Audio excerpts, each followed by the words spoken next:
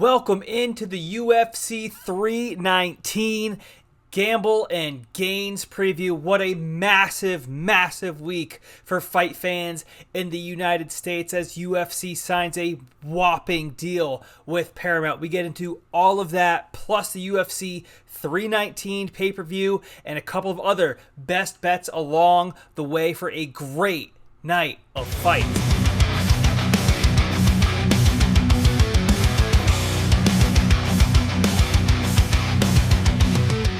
So before we get to the fights, we have to talk about this huge deal the UFC just signed this week with Paramount. And I'm sure a lot of you guys already know, but a massive $7.7 billion with a B dollar deal for the UFC. Dana White and all of the fighters to be now on Paramount Plus starting in 2026. Now, along with this are a couple of huge things and pieces of information that we've gotten so far this week. Gone are the days of pay-per-view. Dana White did say there could be some pay-per-views down the line at some point, but it's not going to be the format that we've been used to seeing, 12 to 13 pay-per-view fights a year costing $80. Nope, that is gone. What it will now be is you have a Paramount Plus subscription. You get access to all of the fights. They also said they're going to be putting on 4 big fights, I guess is what they'd say, 4 major events per year on CBS for free on CBS. Now, there's a lot of ways to get Paramount Plus, so even if you're paying for it, the $8.99, $10 a month, you're paying what you were paying for ESPN Plus before, and now you're not having to buy the pay-per-views. So overall, this is a big win for the UFC fans. And, we look at $7.7 billion. That means $1.1 billion a year for the UFC just for the rights to broadcast. It doesn't go into gate, doesn't go into any of that type of stuff. Hopefully the fighters can get paid a little bit more too. This seems to be a win all around, win for the UFC, big payday, win for the fans, right? We're not having to pay for those pay-per-views anymore, and then a win hopefully for the fighters. And then also this week after that news broke, we heard that this UFC 4th of July White House card seems to be completely legit. Dana White said earlier that not only is it legit, this looks like it will be on CBS on the 4th of July, which is a Saturday, and he's going to DC later this month to kind of start working out the logistics of how this is going to look, how this is going to work for the UFC, for the White House, for CBS. And I have to imagine that having the broadcast rights for the 4th of July, which is a Saturday night, at the White House UFC event, that had to be a big selling point for Paramount to want to get in on the UFC. So yes, huge news for the UFC this week, but now it is time to look at one of these last pay-per-views that we're going to see, and it is a good one in Chicago.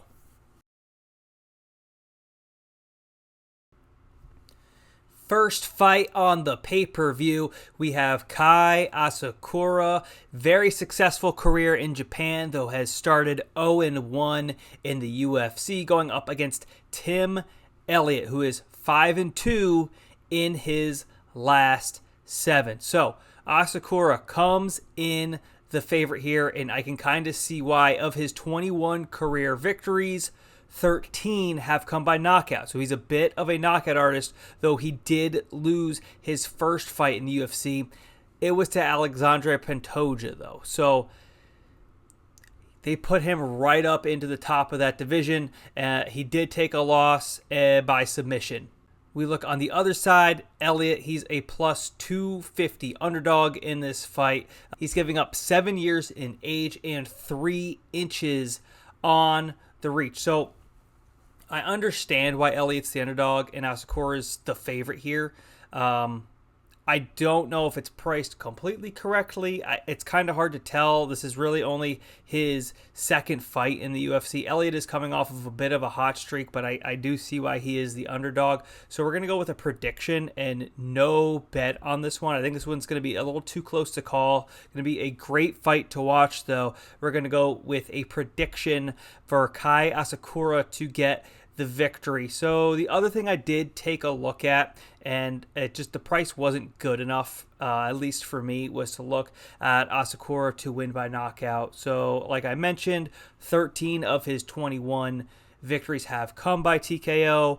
That is only right now priced at plus 185. I was looking for like at least a plus 400 there, so it doesn't look like it's going to get to that point. So for me, it is a no bet, but we're going prediction Kai Asakura to win. Up next, we have Michael Page coming in a minus 195 favorite over Jared Cannonier, sitting right now at plus 165. So while I look at Page's resume, he is 23-3 in his career, but bit of an asterisk. He did come into the UFC kind of late over from Bellator, and he is only 2-1 in the UFC and has not finished any of his opponents. All three of his fights have gone the distance. His first UFC matchup was back in March of 2024 against Kevin Holland. So a big name and a big win to get on his resume. But now that we have hindsight, we can see that, Kevin Holland may not be the fighter that he used to be. He has not looked spectacular lately. I like him as a fighter. He's one of my favorite fighters to watch, or at least was. But I think we can all say he has not looked the same as he used to. So with that said, I don't super love what I've seen out of Page. On the other side, we have Cannonier. So he is 1-2 in his last 3, but he is 3-2 in his last 5. And in Cannonier's last time out, also an underdog. This fight was in February. He was able to knock out Gregory Rodriguez. So that's a really good win for Cannonier. My only worry with Cannonier is the age. He comes in at 41, but if we look on the other side, I'd be a little bit more concerned if Page was in his early 30s, late 20s. Page is also on the older side at 38. So not a huge concern for me there on Cannonier. I gotta say, I was surprised when I saw that Cannonier was the underdog here, and that is where we're going with a best bet and prediction. Jared Cannonier at plus 165 over Michael Page. Up next on the pay-per-view, we have Geoff Neal and Carlos Prates. So, Prates' last time out against Ian Gary lost by decision. But before that, he was on a roll, winning his last 10 fights all by knockout. He comes in the favorite over Neal, who is 3-2 in his last 5 fights. 2 of those have come by TKO. So when I see that, I immediately start to look towards the under. Right now, it is at minus 154. So I'm definitely still leaning to the under. I was looking for a price somewhere more in line of minus 120 to minus 130. I'll be keeping an eye on this one throughout the week as we run up to the fight. But as of right now, we're going to have no bet on the total. Also going to avoid betting on Prates here. I think he's a little bit too big of a favorite, though I think it is probably the right side. Just not looking to lay minus 260 on Prates in this fight. The other way I wanted to look was, what does Prates look like to win by TKO? That right now is sitting at plus 115. Was hoping for something more along the lines of plus 200. So a couple of things to keep my eyes on throughout the rest of the week leading up into the fight. But as far as a prediction goes, we're going to be going with Carlos Prates to win this fight.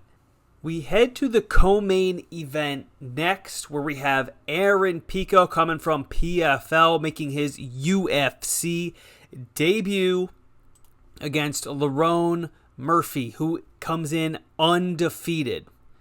I tell you, a guy comes in undefeated versus somebody making their UFC debut, and immediately you would almost always assume that the guy who's undefeated, has UFC experience, wins over Josh Emmett, Dan Ige, Edson Barbosa, to probably be the favorite over the newcomer. Not the case here. Pico comes in the favorite to this fight at minus 185. So let's take a quick look at the tail of the tape. Pretty even, quite honestly, right? Murphy's a touch older at 34, Pico's 28. That I don't really see a huge difference here between 28 and 34. Reach, Murphy's got 2 inches on the reach, so I don't see a huge difference there either. So now I'm looking at this fight, saying, why is Pico the favorite? I think a lot of it has to do with the potential of Aaron Pico, right? So his last 2 fights were both won by knockout. He's 13-4 in his career, 9 of them by knockout. He does have 2 submissions, so he doesn't typically go the distance. He likes to finish these fights early. Murphy, on the other hand, he's got 7 knockouts, 9 decisions. A majority of his last fights have all been by decision. The last time he won by knockout was back in 2021, where he hit a KO knee back in 2021. Like I mentioned, back then he was getting a few more knockouts. He had a TKO over Ricardo Ramos in 2020 as well, but really been going to the decision as of late. So that was the first place I actually looked for a best bet here. I said, you know what, Murphy by decision, can I get that at plus 250? Lo and behold, the first price that I saw, and this is the only one that I can see right now, so maybe we'll get something better throughout the week, was at plus 250. And if you're setting up a line and you're getting that same line from the sports book, we don't want to take that. That means it's priced correctly. There's not really any edge to get there. So that's kind of the way I'm seeing it right now. Maybe we get a plus 300 later on in the week, closer into the fight, because it seems like a lot of people are trying to bet on Pico here. That said, right, I thought Murphy was going to be the favorite. So when I was going through doing my ratings for this week's fight, I said Murphy probably minus 120, right? Pico's got a little bit more power. He's a little bit younger, but Murphy's got the resume. He's on a good win streak, undefeated win streak, right? Murphy should probably be the favorite here, though slight. So I said minus 120. We're looking now. Right now, he's at plus 155, and I can't ignore that. So we're going to be going with a best bet and a prediction on Lerone Murphy.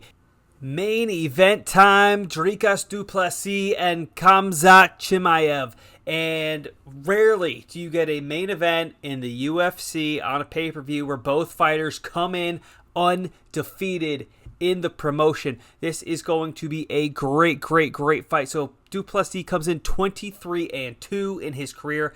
Chimaev is 14-0. So we can break this down, but both of these guys have just impressive track records in the UFC. So du Plessis at that middleweight class has taken down the big names in the division. Sean Strickland 2 times, Israel Adesanya by submission, knocked out Robbie Whittaker. That takes some special power to knock out a guy like Robbie Whittaker. He's taken out Darren Till, Derek Brunson. I mean, you name it. Undefeated in the UFC at middleweight is not an easy task to do, but he has his toughest challenge to date in Khamzat Chimaev. So he's also defeated Robbie Whittaker, and he's defeated Kamaru Usman and Kevin Holland and Gilbert Burns. So there's just a list of names on both sides. So the way I really see this fight, we'll take a tiny look at the tail of the tape. It is dead even. Duplessis got an inch reach advantage. He does like switch up the stance a little bit, which I think can help him a little bit in this fight against Khamzat. But I mean, Duplessis 6'1", has a reach advantage of 1 inch. Khamzat 6'2", down. So I mean, this is even on the tail of the tape. So when I'm looking at this, I say, okay, this should probably be an even fight, and that's kind of where I scored. I said, you know what, Duplessis is the champion. Typically, this goes to a decision. Champion's going to get the benefit of the doubt if it's close. So I said Duplessis, minus 110, minus 115, something along those lines. I open up the sports books, and here he is sitting at a plus 200 underdog. I cannot ignore that. So I think this is going to be a super, super close fight. Don't get me wrong. I'm not talking bad about Khamzat at all. This is going to be Duplessis' toughest challenge to date. It's going to be Khamzat's toughest challenge to date as well. But, I had a slight lean to Duplessis, so that's the prediction. And when I can get my prediction to win at a plus 200 price, we're going to take that every single time. So we're going to go with Dricus Du Plessis in the main event to win at plus 200. Now, the odds makers also expect this fight to not last very long at all. So I was looking for under 4.5 at like plus 100. The under 2.5 right now is at minus 125. So now if we really do want a long shot here, I think you're going to see, I'm kind of putting these two pieces together. I like Duplessis in this main event. I also like this fight to go under. Odds makers also like this fight to go under. So if you're looking for that long shot of the night, we're going to have it right here. Dricus Du Plessis to win by knockout at plus 500. So that's where it's sitting at right now. I might wait a little bit because it seems like there's going to be some more money coming in on Khamzat. So maybe check this one on Saturday to see how you can play that. So those are my predictions and best bets for the pay-per-view and the main event. Now, before I let you guys go, I do have one more best bet for this card, and it is going to be on the ESPN prelims. We're going to head to Edson Barboza and Drakkar Klose. So let's start with Klose here. He comes in at 15-3. He did lose his last time out, but before that was riding high on a 4-fight win streak. Edson Barboza has been around for a long time. He's a very, very good fighter and is 24-12 in his career. Now, he is 2-3 in his last 5 and actually lost to Murphy his last time out by decision. This was another one that I kind of scored similarly to the Duplessis fight, where I thought, just based off of recent performances, they both lost their last fight, but Klose was coming in off of a solid win streak up until that point. I said this is probably even. Klose, slight favorite here, minus 110, minus 115. But much like the Duplessis fight, not the case. So now not as drastic as a plus 200 like we got on Dricus, but we will get a plus 120 here on Klose. And again, that's going to be too big to ignore for me. So we're going to go with one more best bet for the night. Earlier on, we're going to go with Drakkar Klose at plus 120. So with that Klose pick, let's do a quick recap of my best bets for the evening and also that long shot that we talked about. So just a quick rundown. We'll go start to finish, earliest fight to latest fight. So Drakkar Klose up first, plus 120. Then we are going to go with Jared Cannonier at plus 165. Followed by Lerone Murphy plus 155, Dricus Du Plessis at plus 200, and finally, long shot of the night, Dricus Du Plessis by knockout plus 500. As always, thank you guys so much for watching. If you liked what you saw, you want more great UFC betting content, make sure you like and subscribe to the channel. If you're into football, specifically college football, we will have a lot of content coming for you this fall. That is all from me today here at Gamble and Gains. And until next time, remember to bet smart and lift heavy.